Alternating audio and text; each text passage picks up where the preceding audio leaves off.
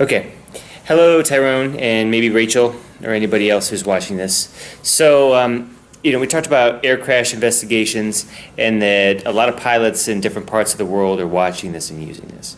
So, I just want to explain kind of how we kind of use it, my coworker and I, and some of the things that have worked out, and how at the end we can maybe connect or use, kind of help each other, maybe, I hope. Woohoo! English CRM, I call it.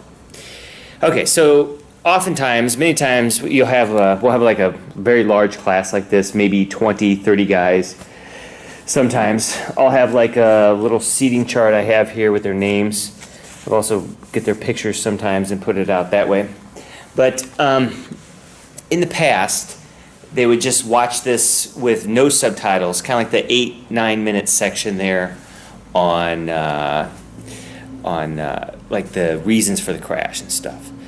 So, but if they do that and they just discuss it, like, what are the major factors here, it just goes in one ear and out the other many times for some of the lower level guys. So originally, then I developed it up with the subtitles in there, right? But then I noticed, like, a lot of these guys don't know, okay, they don't know this word, they don't know that word, or they come up later. Sometimes people come up and say, what is it? What is this dotted line or something like that? So my coworker and I, we made this, we call it this master vocabulary list. These are just words that oftentimes we can discuss and build stories on, okay? So I found that the way this works is, like I'll have like an explanation. The night before, I'll send it to them, like an explanation of this, and then an example or story with this that'll go with it, right?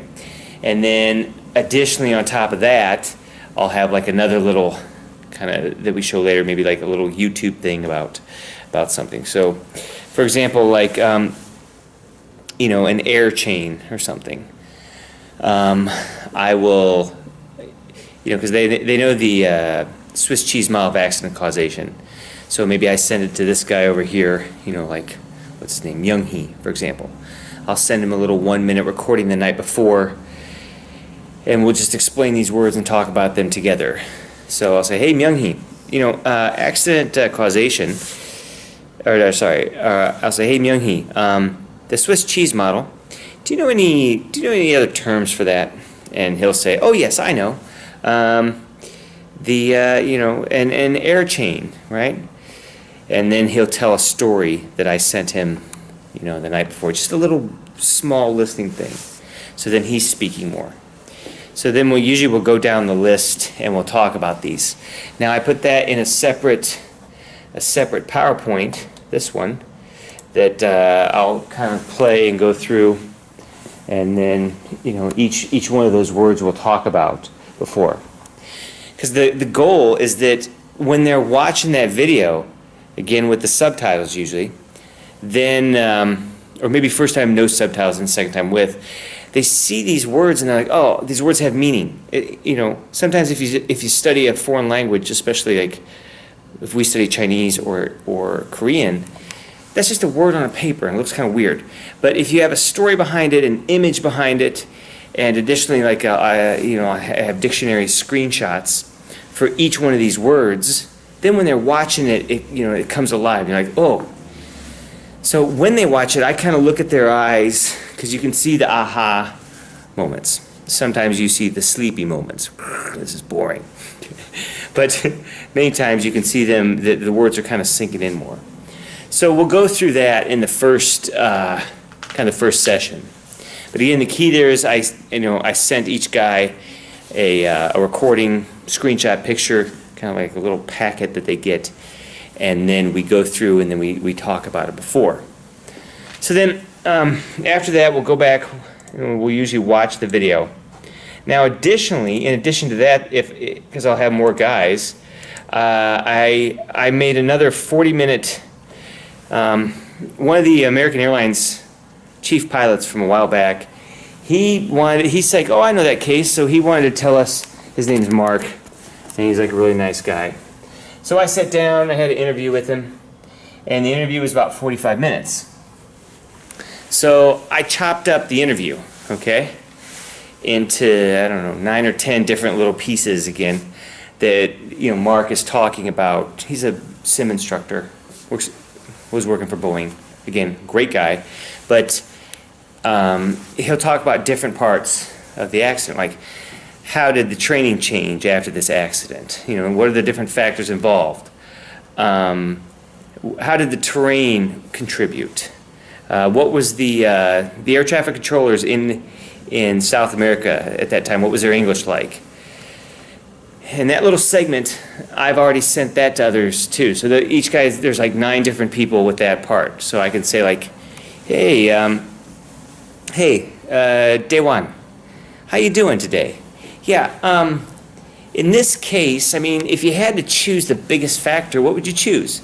And he's already heard that little segment of what Mark has to say. Now, if they're weaker, I'll go and talk to them beforehand and say like, okay, hey, we're going to watch this video, this portion here, and you guys try to say this. Did you catch this part? Because maybe they listen to that little 1 minute and they're like, what does he say? Blah, blah, blah, I don't know, because it's not always clear.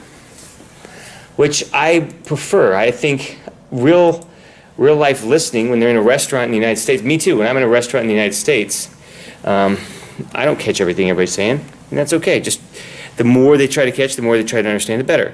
So, like during the class, I'll say like, hey, Chun Min Ho. This is his from a while ago. And I'll bring this up like this, and he sees his name, because I put it in there the night before. And then I got this next question here, right? So, you know, they were approaching from the north or south, or what was the deal? What did Mark talk about? So he'll try to speak and say that, right? So then I'll play that. I'll just play that section after he talks. Do they know like how much and these type of things. So for me that works pretty well. Now that's a lot coming together. And for you know, again, for each of these words here, all these words, there's a you know,